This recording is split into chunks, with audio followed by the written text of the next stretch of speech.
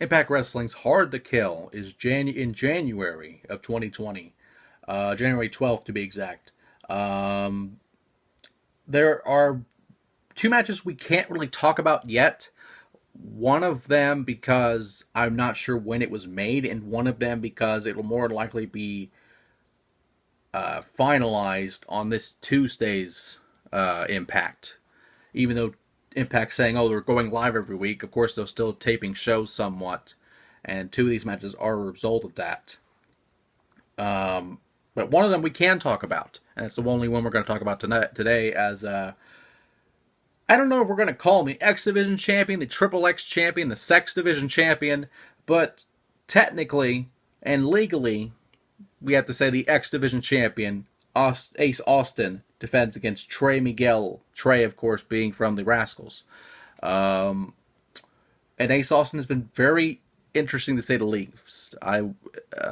Something that's very different about him. Obviously, having magician's background, um, or some kind of entertaining magician-like originally, to where now he's just fucking porn star, fucking Triple X champion, which is great. It's a way to get ratings for sure, but literally a fucking porn shoot weeks before Impact went on the air. This was when the Impact was doing the studio shows and just showing live pay-per-views. And I think it actually was the Impact like studio show before they went live technically. Uh, it was very awkward.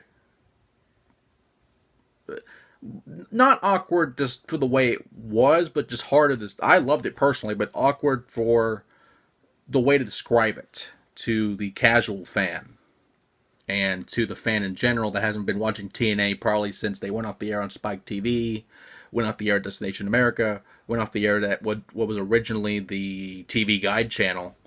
That has been keeping up with it over the past few years. It's hard to explain all this and make people think, oh, it's the same old shit that TNA did for years.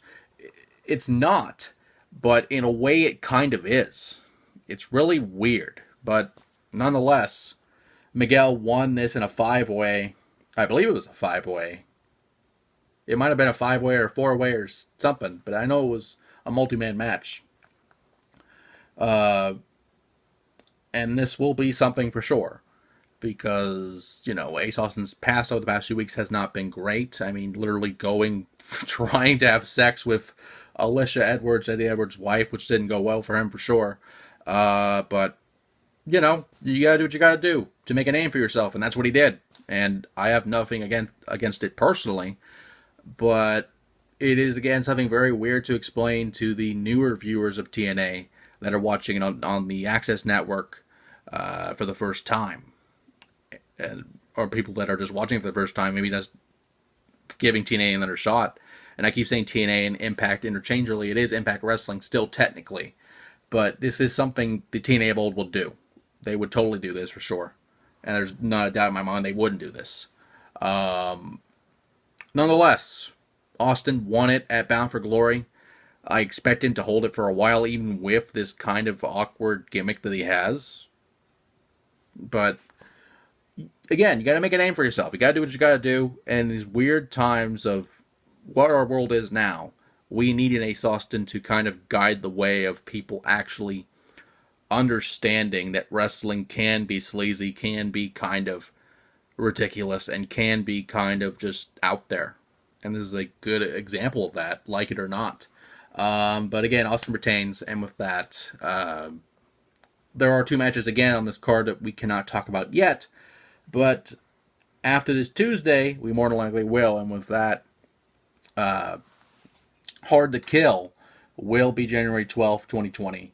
And again, there's two matches on this card again we can't talk about yet. But when we do, it'll be a little more easier to talk about for sure.